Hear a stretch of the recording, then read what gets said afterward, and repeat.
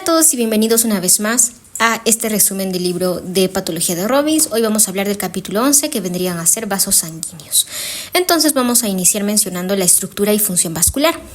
Los vasos sanguíneos, excepto los capilares, van a presentar una estructura común de 3 capas. La íntima, que está revestida por el endotelio, la media, que está formada por un músculo liso, y la adventicia, que contiene soporte, y también la matriz extracelular. Ahora, el contenido en células musculares lisas y la matriz en este caso van a variar según las demandas hemodinámicas. Estas demandas hemodinámicas, por ejemplo, la presión y también la pulsatilidad, pues van a ser en este caso necesidades funcionales de cada tipo de vaso. Algunos trastornos como tal van a afectar de forma específica a un cierto tipo de vaso, lo que va a dar lugar a distribuciones anatómicas características, para la cual vamos a mencionar algunos términos o conceptos en sí. En primer lugar, ateroesclerosis. Decimos que existe la aterosclerosis cuando afecta arterias elásticas y musculares. La hipertensión básicamente resulta de un aumento del tono en arterias pequeñas y también arteriolas musculares. La vasculitis, que va a afectar a vasos de ciertos calibres. El exudado celular inflamatorio y aumento de la permeabilidad, que ocurre principalmente en vénulas postcapilares, y la venoconstricción, que son básicamente que estas venas tienen paredes como delgadas que van a permitir una mayor elasticidad, pero también las hacen más susceptibles a la compresión o infiltración por tumores y también inflamación. Bien, entonces ahora vamos a mencionar las anomalías vasculares. En primer lugar, aneurismas en fresa. Estas van a ser evaginaciones de los vasos cerebrales debido a una debilidad congénita en la pared vascular. Su rotura puede causar hemorragia intracerebral fatal. En segundo lugar, fístulas arteriovenosas, que son conexiones anómalas entre arterias y venas que pueden ser congénitas o adquiridas por un trauma, una cirugía, inflamación o incluso una curación de aneurismas rotos.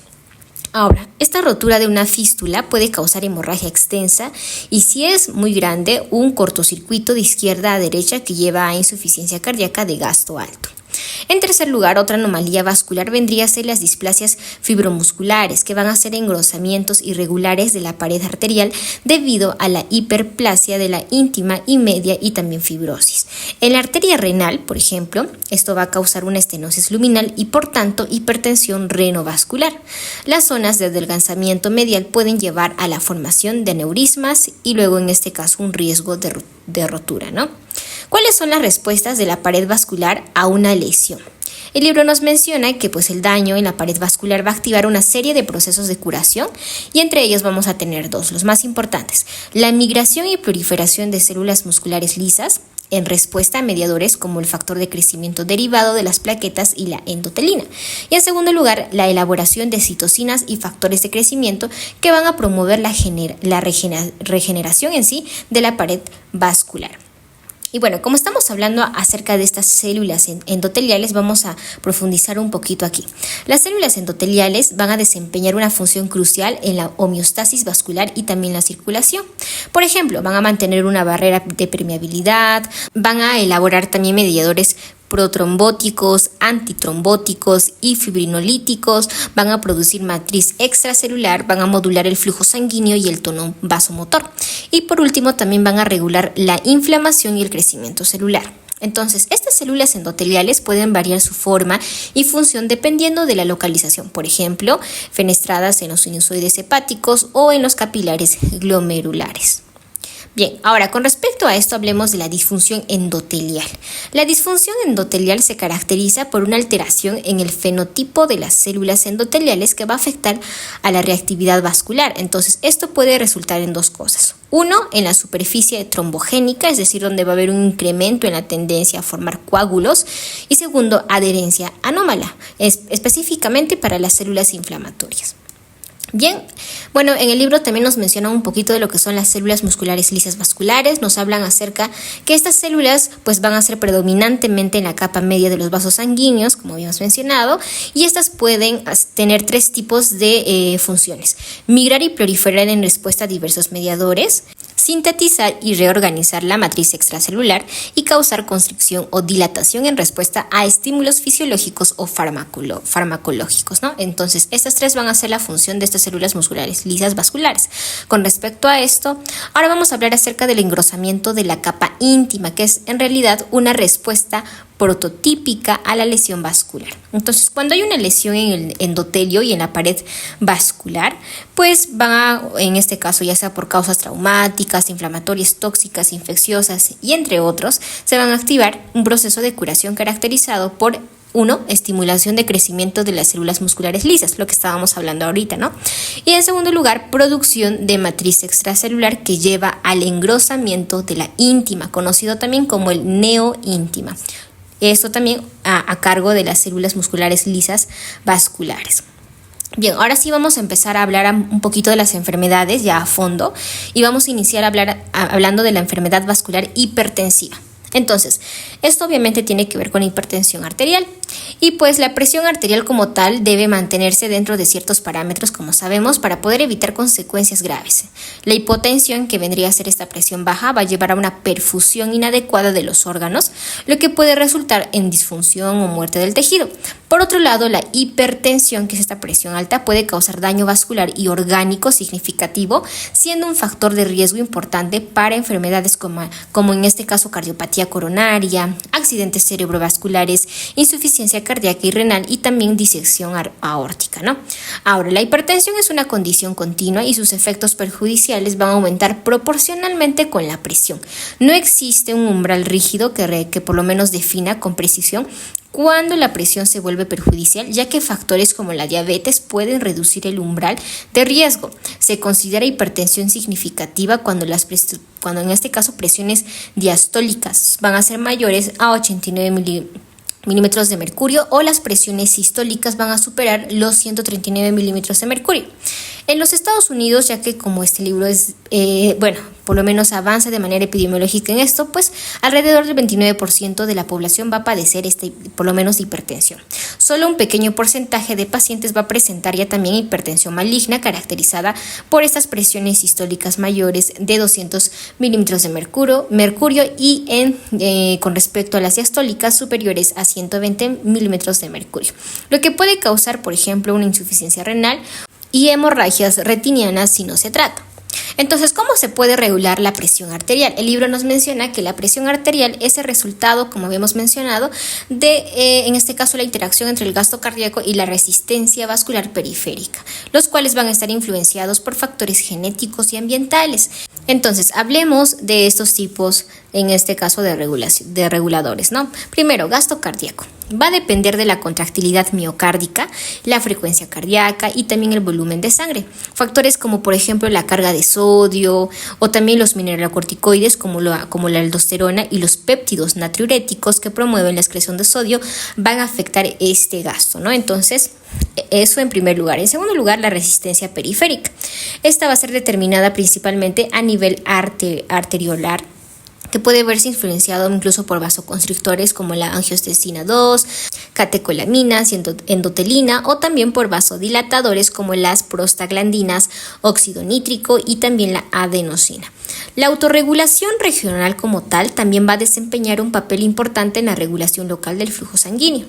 Y en tercer lugar, los riñones. Los riñones también van a influir mucho en la presión arterial mediante la producción de la renina, la cual va a convertir en este caso el angiotensinógeno en angiotensina 1, que luego obviamente se va a transformar en angiotensina 2, y esta última va a inducir vasoconstricción y aumenta la reabsorción de sodio, elevando así el volumen sanguíneo, ¿no?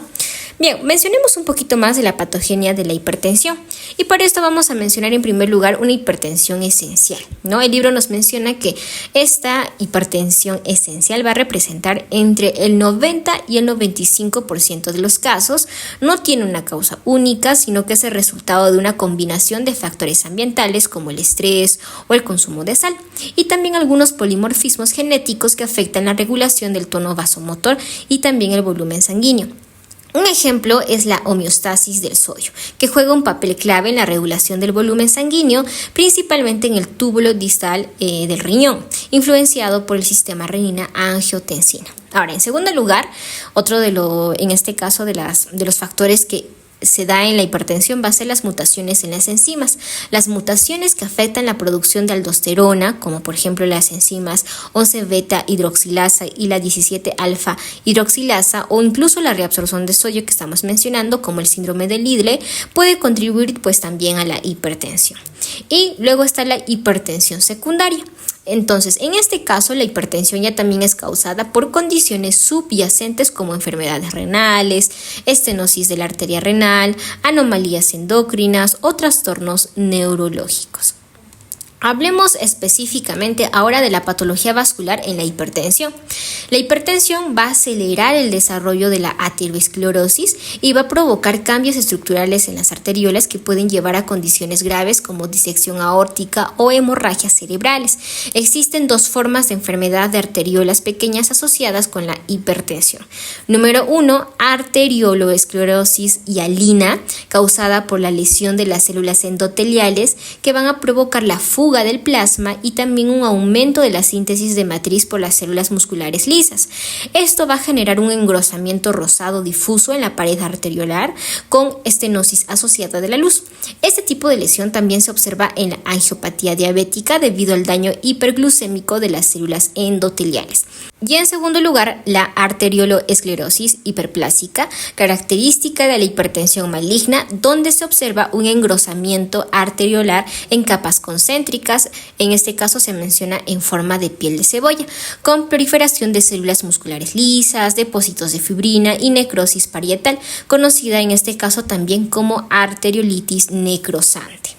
Bien, ahora vamos a ir a la patogenia, ya que estamos hablando de la aterosclerosis, hablemos de la patogenia de esta aterosclerosis.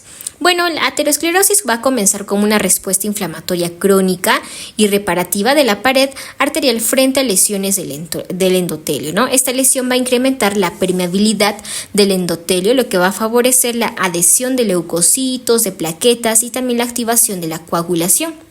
Estos eventos van a promover la liberación de mediadores químicos como factores de crecimiento y también los inflamatorios, lo que van a desencadenar la proliferación de células musculares lisas en la íntima arterial.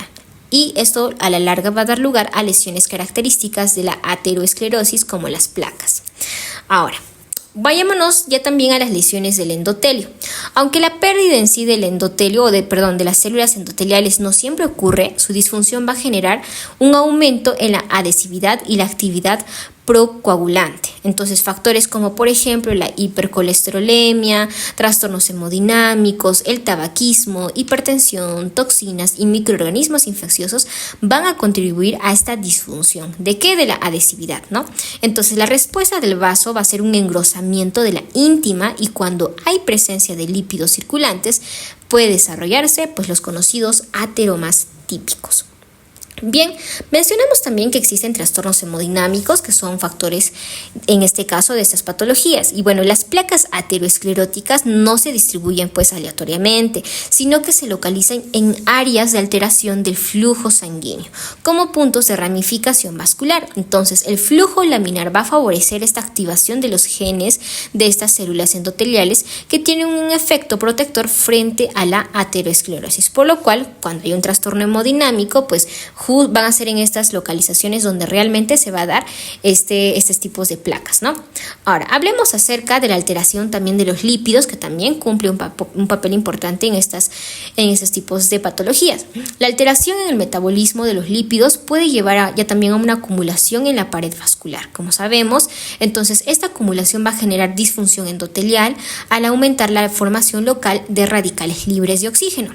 Por ejemplo, las LDL que son oxidadas son especialmente dañinas ya que son tóxicas para las células endoteliales y también para las células musculares lisas, además de ser captadas por los macrófagos, lo que da lugar a células espumosas que van a incrementar la inflamación. Y hablando de inflamación, pues las células endoteliales disfuncionales van a expresar mayores cantidades de moléculas de adhesión, lo que va a promover el reclutamiento de células inflamatorias. Además que esta acumulación pues también va a dar lugar a otra acumulación, pero de los linfocitos T y también de macrófagos, que va a contribuir a una mayor producción de citocinas que inducen la proliferación, nuevamente ¿de qué? De células musculares lisas y la síntesis también de matriz extracelular. Cuando existe una infección, pues se ha identificado, por ejemplo, en presencia de virus como el herpes, el citomegalovirus y también la clamidia, específicamente la clamidia pneumoniae, en las placas ateroscleróticas, aunque no está claro si la relación es causal o simplemente coincidente, dado que estos microorganismos son frecuentes, por lo que se menciona que hay que tener cuidado con las infecciones. Bien, ahora hablemos acerca de la proliferación del músculo liso y la síntesis de la matriz extracelular, que es lo que básicamente estamos mencionando, ¿no? Entonces nos dice que el crecimiento de las células musculares lisas y la síntesis de la matriz extracelular en las placas ateroscleróticas están impulsadas por factores de crecimiento derivados de plaquetas, células inflamatorias y factores de crecimiento fibroblástico. Las células inflamatorias también pueden inducir apoptosis incluso en las células musculares lisas de la media. Además que también pues van a debilitar la placa y también pueden llevar a una placa inestable. Bien, ahora vamos a mencionar un poquito o hablar acerca de la morfología de estas lesiones. Las primeras lesiones van a ser estrías grasas, que consisten en acumulaciones de macrófagos espumosos y también células musculares lisas en la íntima, y pueden aparecer desde la infancia. No todas estas estrías grasas se van a convertir en placas ateroscleróticas, entonces estas placas ateromatosas, sobre todo maduras, están compuestas por un casquete fibroso con células musculares lisas, también van a incluir células inflamatorias y también matriz extracelular. Sobre un núcleo de células específicos también se pueden encontrar algunos que están necrosadas y que también tienen presencia de lípidos, ¿no? Ahora, las placas también pueden volverse complicadas cuando desarrollan calcificación, lo cual puede llevar a hemorragia, fisuras o úlceras, lo que también a la larga puede llevar a trombosis local y dilatación aneurismática. ¿Cuáles son las consecuencias de la aterosclerosis? Bueno, esta patología es una enfermedad muy dinámica que puede pasar desapercibida durante muchos años, pero con el tiempo las placas pueden causar estenosis, obstrucción del flujo sanguíneo y pues lesiones isquémicas. Por ejemplo, en el caso de la estenosis, ¿no? El estrechamiento progresivo de la luz arterial va a reducir el flujo sanguíneo, lo que puede llevar a la atrofia o infarto de los tejidos. Este proceso es generalmente gradual, aunque las primeras etapas pueden ser compensadas por remodelación externa de la media, manteniendo el diámetro luminal. Sin embargo, cuando esta estenosis va a alcanzar el 70%, que es considerado como la estenosis crítica, el flujo sanguíneo ya no es suficiente para, en este caso, satisfacer pues las necesidades metabólicas del tejido, lo que va a causar isquemia. Ahora, también puede existir un cambio en la placa, un cambio agudo sobre todo. Entonces, un cambio súbito en la placa, como por ejemplo erosión, rotura o hemorragia, también puede expandir su volumen y aumentar la estenosis luminal. Este proceso puede exponer componentes trombogénicos de la placa, como la membrana basal subendotelial, lo que favorece a la formación de la trombosis. Y pues hablemos ahora de la trombosis.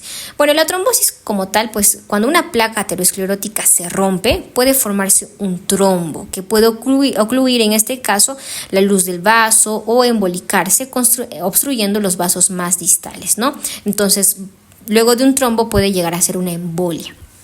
Bien, entonces el proceso de vasoconstricción aquí cumple un factor muy importante, ya que la vasoconstricción puede ocurrir en las áreas afectadas por la aterosclerosis debido a la disfunción endotelial, que reduce la producción de óxido nítrico, que es un vasodilatador.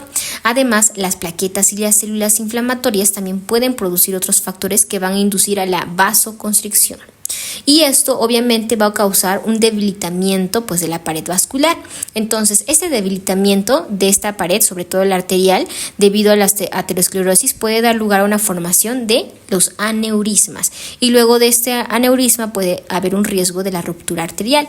Entonces, este proceso patogénico de la aterosclerosis es muy complejo y pues como habíamos mencionado, involucra la interacción de varios factores como los que hemos mencionado, ¿no? Disfunción endotelial, inflamación, metabolismo de los lípidos y también el daño mecánico a las paredes vasculares, específicamente por estas placas. que finalmente pues va a conducir a complicaciones graves como el infarto y accidentes cerebrovasculares. Ok, ahora sí, profundicemos en la aneurisma o los aneurismas y la disección. Bueno, como habíamos mencionado un poquito, pues los aneurismas van a ser dilataciones vasculares anómalas que pueden clasificarse en verdaderos y falsos. Un aneurisma verdadero involucra las 3 capas de la pared vascular: íntima, media y adventicia, aunque cualquiera de las capas puede también estar atenuada. Por otro lado, un aneurisma falso, que es conocido también como un pseudoaneurisma, es un hematoma extravascular que se comunica con el espacio intravascular, indicando que parte de la pared vascular se ha perdido. Ahora, la disección ya también va a ocurrir cuando la sangre entra a la pared arterial formando un túnel entre sus capas. ¿Cuáles son las complicaciones pues, del aneurisma y también de estas disecciones? 1, el más común va a ser la rotura. 2, compresión de estructuras adyacentes. 3, oclusión de vasos proximales debido a la presión intrínseca o también la trombosis superpuesta. Y en cuarto lugar, la embolia de un trombo parietal.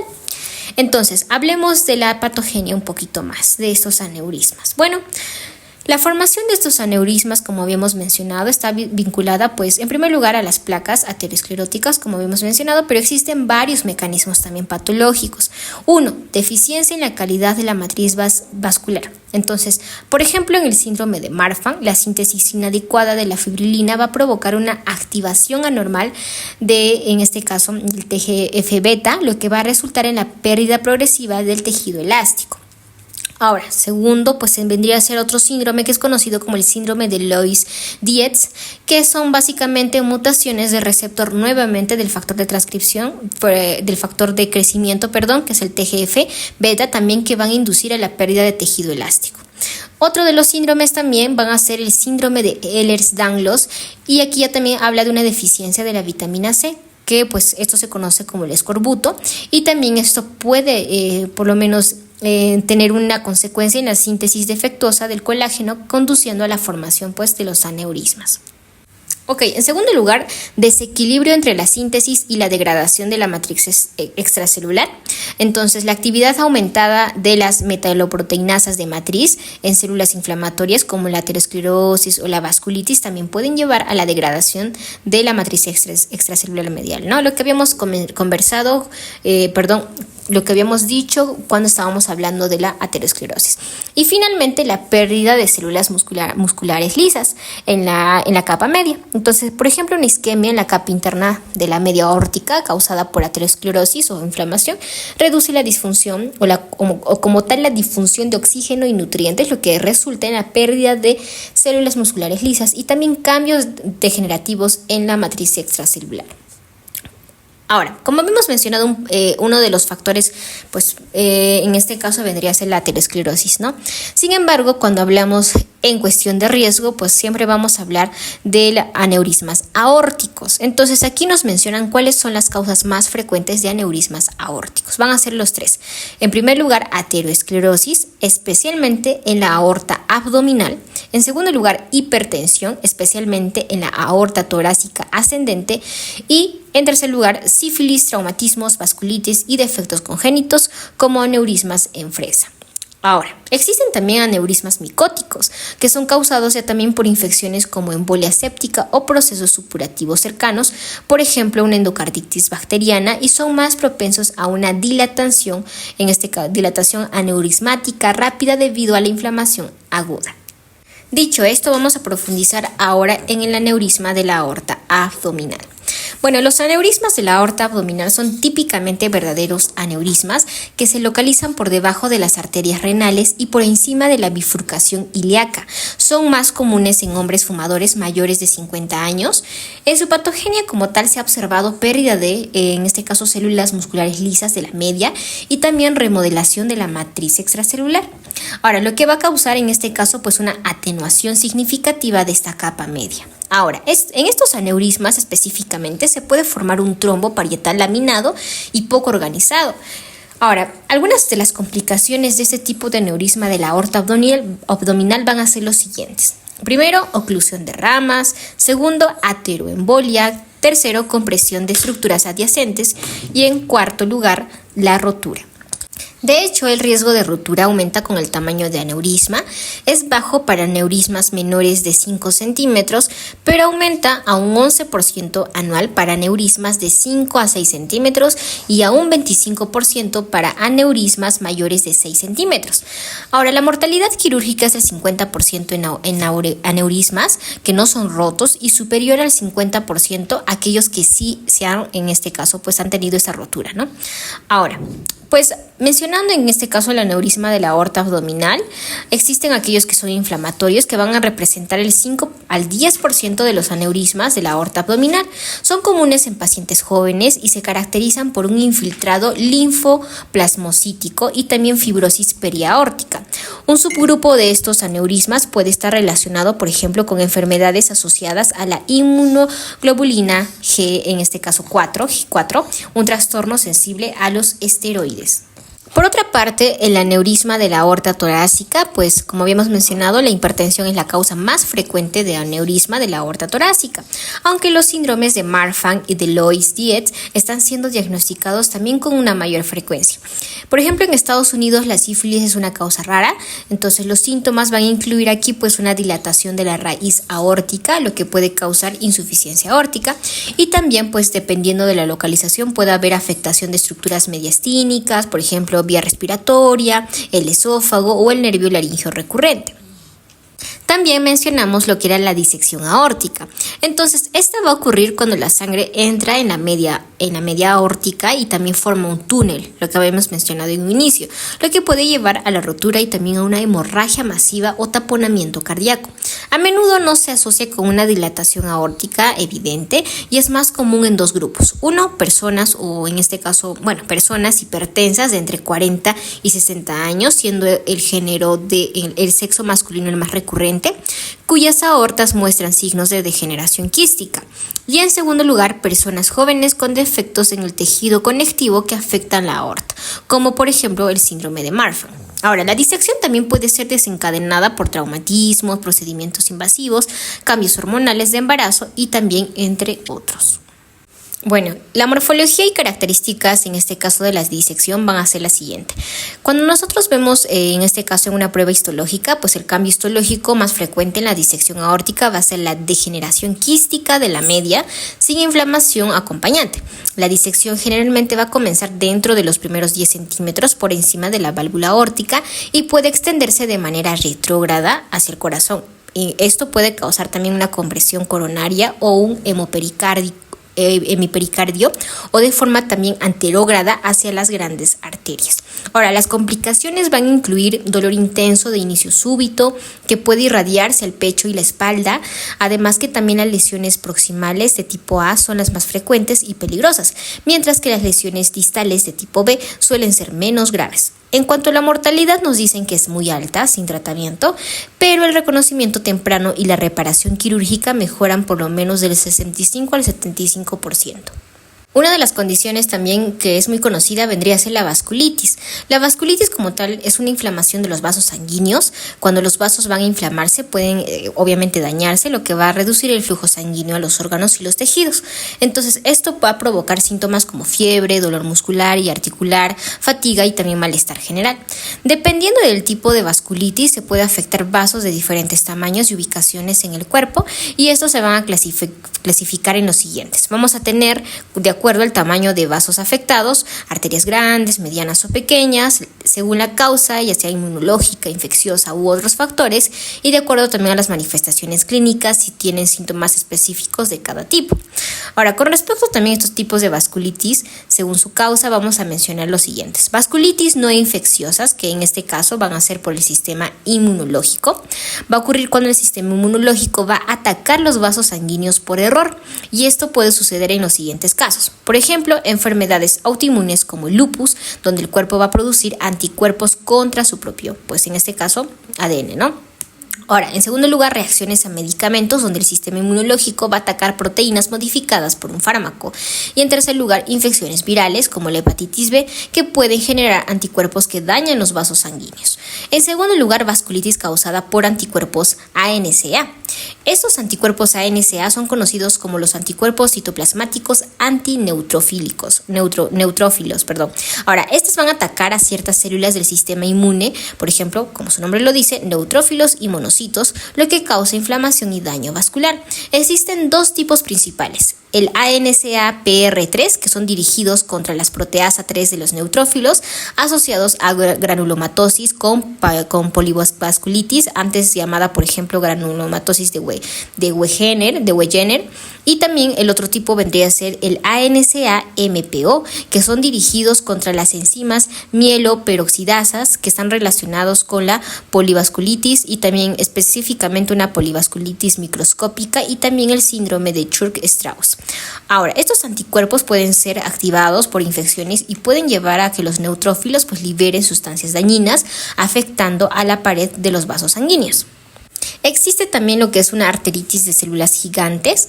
Esta es la vasculitis más común en personas mayores de Estados Unidos, caracterizada por una inflamación granulomatosa de arterias medianas y pequeñas, especialmente de las arterias craneales como las arterias temporales. Puede afectar también la aorta. Se cree que su origen es una respuesta inmunitaria mediada por los linfocitos T contra antígenos en la pared de los vasos. Los síntomas aquí van a incluir cefalea, dolor facial, fiebre, astenia y pérdida de peso.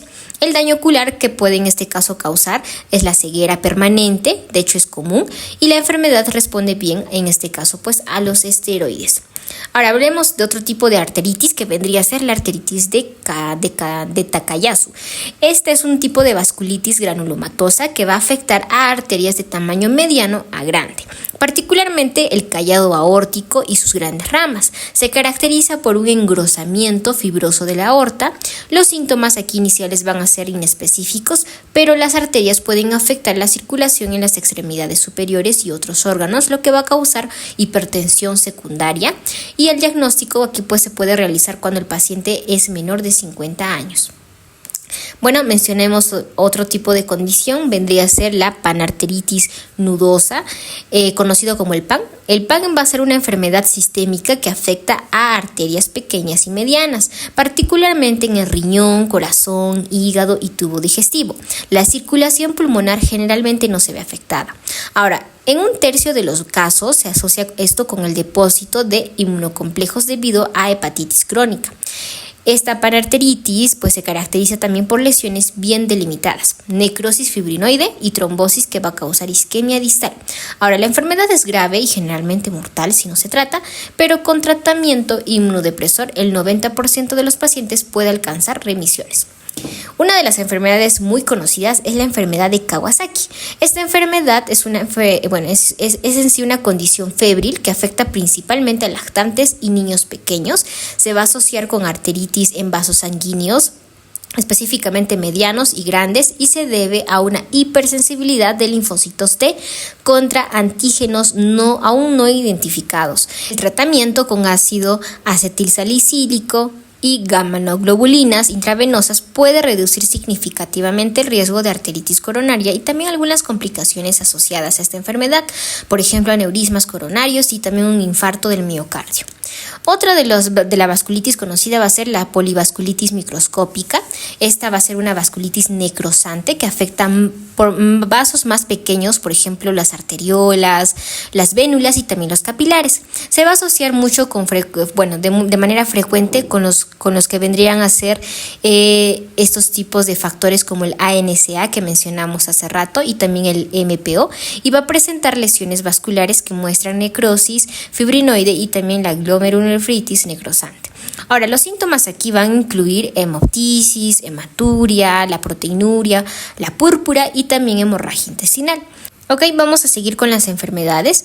Y aquí hablamos de un síndrome, el síndrome de Churg-Strauss, que es una vasculitis necrosante de vasos pequeños asociados a asma, rinitis, una rinitis alérgica sobre todo, la eosinofilia periférica y también granulomas necrosantes.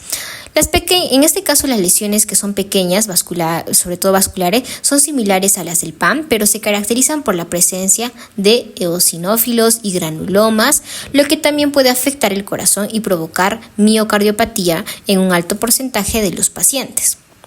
Una enfermedad también que nos mencionan aquí vendría a ser la enfermedad de Behçet, que es una vasculitis que afecta ya también vasos pequeños y medianos y se caracteriza como tal principalmente por una tríada de síntomas: úlceras aftosas orales recurrentes, úlceras genitales y la uveitis. A veces también se pueden presentar complicaciones con otros lechos vasculares, lo que puede llevar a una alta mortalidad, especialmente si ha habido un tipo de afectación neurológica o incluso una rotura de aneurismas, ¿no? El tratamiento para esto suele incluir asteroides o antagonistas de lo que vendría a ser las TNF, que son efectivos. Bien, vamos a seguir mencionando los tipos de enfermedades. Ahora vamos a ir con la granulomatosis con polivasculitis. Anteriormente esta era conocida como la granulomatosis de Wegener, como habíamos mencionado. Es un tipo de vasculitis necrosante que afecta principalmente los pulmones y las vías respiratorias superiores y está asociada con granulomas necrosantes y también la glomerulonefritis. La causa parece ser, en este caso, pues una hipersensibilidad de linfocitos T a antígenos inhalados y se encuentra comúnmente, aquí se nos menciona nuevamente el factor ANC-A, PR3 en el 95% de los casos. Los tratamientos para aquí, pues, nos mencionan algunos esteroides, la ácido fosfamida y también algunos antagonistas del TNF que son muy eficaces, ¿no? Bien, otro de los tipos de vasculitis van a ser, en sí vasculitis asociadas a trastornos no infecciosos que pueden presentarse de forma clínica y también histológica similar a otras vasculitis. Por ejemplo, aquí como la poliarteritis nodosa o la angitis por insensibilidad. Estos casos pueden ser causados ya también por condiciones subyacentes como la artritis reumatoide, ya que no son infecciosas, ¿no? Y entre otros también podría estar, aquí nos mencionan también otra enfermedad que es conocida como la tromboangitis obliterante, enfermedad de Buerger, que es una inflamación crónica de ella también las arterias y venas pequeñas e intermedias, generalmente en fumadores jóvenes, por lo menos menores de 35 años. Esta se cree que es el resultado de una respuesta inmunológica frente a los antígenos modificados por el tabaco. Los síntomas van a incluir flebitis nodular, sensibilidad al frío, que es conocido como... no es conocido, sino que se parece al Raynaud, o una claudicación, úlceras cutáneas y en casos graves la gangrena. Y también existen vasculitis infecciosas, como habíamos mencionado hace ratito, vasculitis asociadas a trastornos no infecciosos y aquí pues vasculitis infecciosa, de manera infecciosa, que pueden ser causados pues por infecciones directas de los vasos sanguíneos, como en el caso de la Aspergillus o mucor, o incluso una embolia séptica como la endocarditis bacteriana que habíamos mencionado, ¿no? Bien, ya para finalizar vamos a hablar de los trastornos por hiperreactividad de los vasos sanguíneos y aquí pues vamos a hablar del fenómeno de Raynaud. Vamos a tener dos tipos, uno primario y uno secundario. En el primario se va a dar por vasoconstricción exagerada en los dedos, a veces también en la cara, causando dolor, palidez y cianosis. Afecta por lo menos del 3 al 5% de la población, especialmente a mujeres jóvenes, y suele ser benigno, pero en este caso pues se va a desencadenar por frío o también incluso emociones. Ahora, en el fenómeno de Raynaud secundario, esta va a estar asociado a trastornos como la aterosclerosis, lupus eritematoso sistémico, la esclerosis sistémica o la enfermedad de Buerger, que se caracteriza por insuficiencia vascular debido al estrechamiento arterial. Ahora, también existe otro trastorno por hiperreactividad de los vasos sanguíneos, conocido como los vasoespasmos vasculares miocárdicos. Estos van a ser causados por mediadores vasoactivos, por ejemplo, adrenalina, cocaína, una hormona tiroidea que en este caso puede estar elevada. Ahora, este vasoespasmo puede inducir isquemia y también infarto. El estrés psicológico, por ejemplo, extremo, también lo puede causar, al liberar catecolaminas que van a aumentar la frecuencia cardíaca y la contractilidad miocárdica, empeorando en este caso la isquemia. En casos graves puede resultar en muerte súbita cardíaca o miocardiopatía dilatada isquémica, que es conocido como también miocardiopatía de Takotsubo. Histológicamente puede mostrar también necrosis, granulación o incluso una cicatrización dependiendo de la fase en la cual estamos hablando, ¿no? Con respecto ahora a las venas y los vasos linfáticos, ¿no? Ya para finalizar, vamos a hablar de las varices.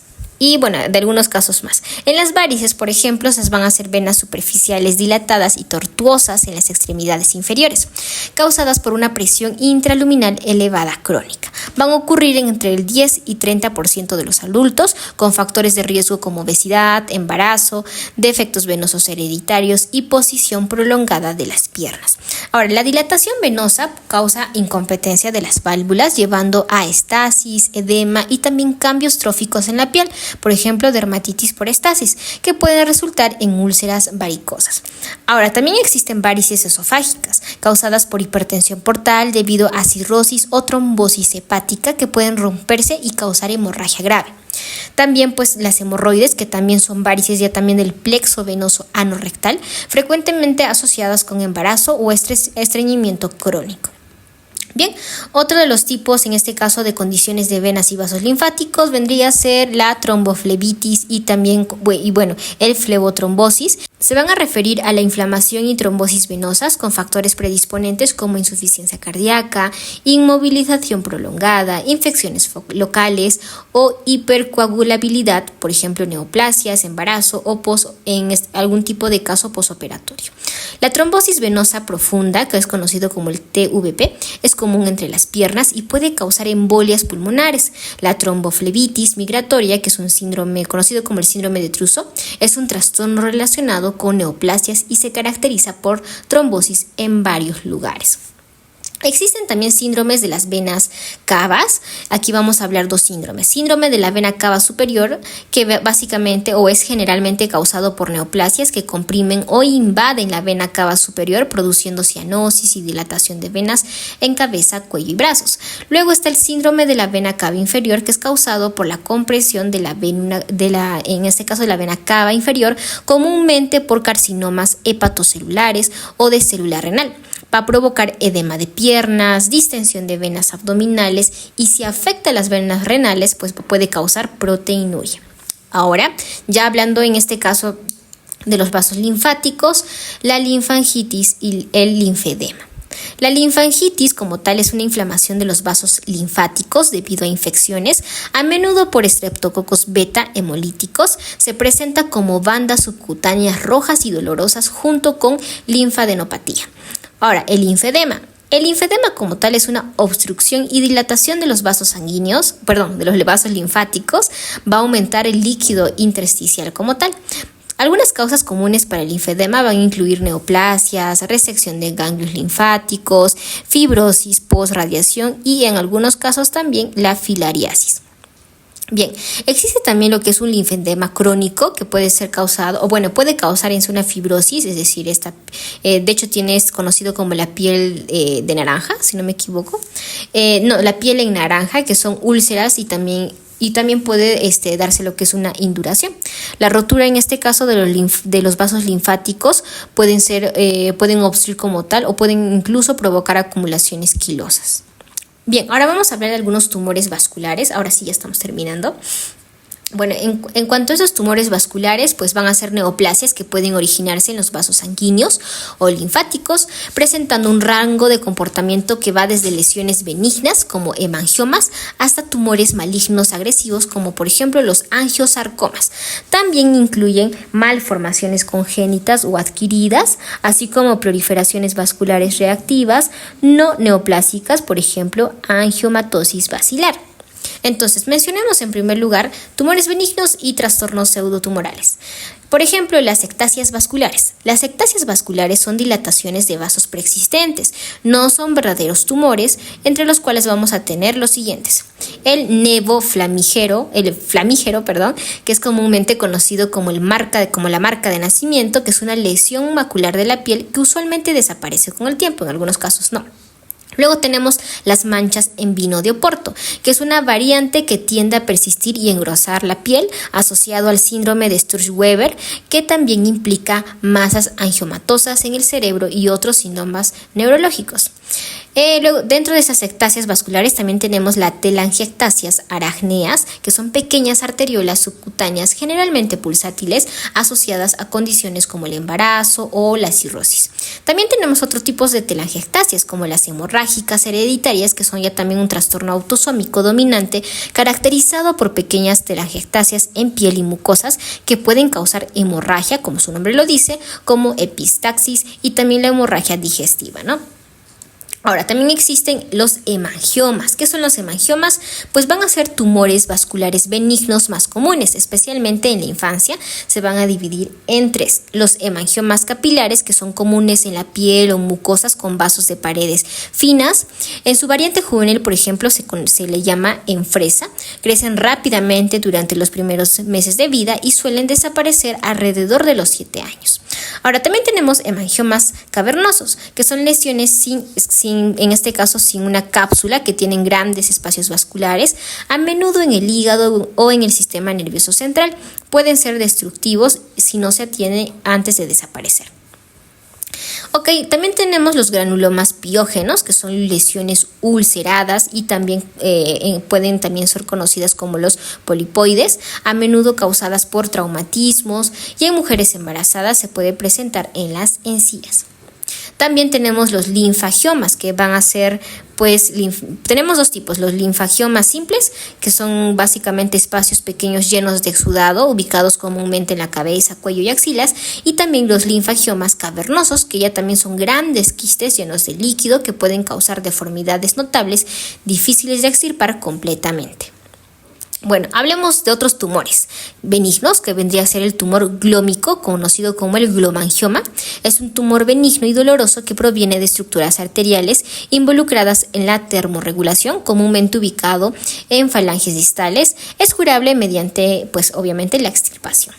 También el angiomatosis basilar, que creo que ya lo habíamos mencionado, que es un tipo de proliferación vascular ocasionado por una infección por la Bartonella que afecta a individuos inmunodeprimidos. Se caracteriza por proliferación endotelial estimulada por hipoxia y también un factor de crecimiento vascular.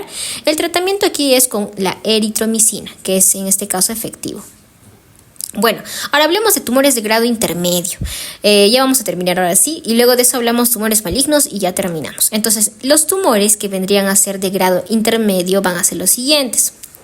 Sarcoma de Kaposi es una neoplasia vascular vinculada al virus del herpes humano, clasificada en varias formas dependiendo del contexto clínico. Primero, sarcoma de Kaposi crónico o clásico, que se encuentra en hombres mayores de Europa del Este o incluso un origen mediterráneo, no está asociado al VIH. También vamos a tener sarcoma de Kaposi linfadenopático o africano, que afecta principalmente a jóvenes y tiene una alta mortalidad. Sarcoma de Kaposi asociado a trasplante, que ocurre en pacientes inmunodeprimidos con potencial diseminación visceral. Sarcoma de Kaposi asociado al síndrome de inmunodeficiencia adquirida, que ya también aquí hablaríamos del SIDA, ¿no? Que ya también tiene una forma epidémica, como tal, que afecta diversas partes del cuerpo con amplia diseminación visceral. Bueno, también tenemos dentro de esos tipos de tumores de grado intermedio al hemangioendotelioma, que ya también son tumores con un comportamiento entre benigno y maligno. Aunque la extirpación como tal es curativa en la mayoría de los casos, pues estos tumores tienen una tasa significativa de recurrencia y también de metástasis y pueden ser mortales en algunos casos. Ahora sí, hablemos de tumores malignos, el angiosarcoma. Bueno, estos van a ser tumores malignos de las células endoteliales con un rango de diferenciación desde hemangiosarcomas bien diferenciados hasta formas anaplásicas. En cuanto a la localización, pueden aparecer en cualquier parte del cuerpo, pero son comunes en la piel, partes blandas, mama e hígado. En cuanto a las características, van a ser invasivos y metastásicos con una tasa de supervivencia a 5 años alrededor del 30% de los pacientes. Los angiosarcomas como tal, específicamente hepáticos, se asocian a la exposición a ciertos agentes como el arsénico, el cloruro de polivinilo, es decir, el PVC, y también el torotrast. También pueden pueden originarse en linfedema crónico, especialmente tras mastectomías radicales. En cuanto a la morfología de este tumor, pues inician con nódulos rojos bien delimitados que evolucionan a masas grandes, carnosas y de color grisáceo. Microscópicamente pueden presentar diferentes grados de diferenciación, desde lesiones anaplásicas hasta formas indiferenciadas con atipia celular acentuada. Otro de los tumores malignos va a ser el hemangiopericitoma, que es un tumor que surge del pericito, comúnmente en extremidades inferiores o también del retroperitoneo. Suelen ser indoloros y de crecimiento lento, pero presentan conductos capilares ramificados rodeados por nidos de células redondas o fusiformes fuera de la membrana basal de la célula endotelial. Alrededor por lo menos del 50% van a hacer metástasis. Dicho todo esto, mencionemos de manera rápida la colocación de una endoprotesis endovascular, que básicamente puede estar dentro del tratamiento, así como también de una sustitución vascular. Entonces, uno de los más famosos vendría a ser la angioplastía, que es un procedimiento que utiliza como tal un catéter con un globo para dilatar las arterias estrechadas, como en el caso de las arterias coronarias. Puede causar complicaciones como la rotura de la placa y disección de la médula, con una reestenosis del 30 al 50% de los pacientes dentro de los 4 a 6 meses siguientes. Otro de ellos va a ser la endoprotesis, como tal, o de la prótesis, que son, como su nombre lo dice, prótesis metálicas expansibles que van a ayudar a mantener la permeabilidad luminal tras una angioplastía. Su uso puede reducir complicaciones como el espasmo vascular que mencionamos, pero también pueden inducir trombosis temprana o engrosamiento de la íntima. Y en el caso que eso no funcione, tenemos la sustitución vascular, que ya también son injertos vasculares. Estos injertos van a ser sintéticos, grandes, no mayores a 10 centímetros, son efectivos. Pueden ser también mayores a 10 centímetros, son efectivos, especialmente en áreas de alto flujo como la aorta. Los injertos más pequeños, como la vena safena, tienen una menor durabilidad y pueden fallar debido a la oclusión trombótica o también la hiperplasia fibrosa de la íntima. Otro de ellos vendría, con respecto también a estos injertos, se nos habla de la permeabilidad de estos injertos, ¿no? Entonces, la vena safena, usada también en derivaciones coronarias, tiene una permeabilidad de 50% a los 10 años, mientras que las arterias mamarias internas tienen una tasa de permeabilidad superior al 90% a los 10 años. Ahora sí, de esta manera hemos terminado con el capítulo 11, todo cerca de los vasos sanguíneos.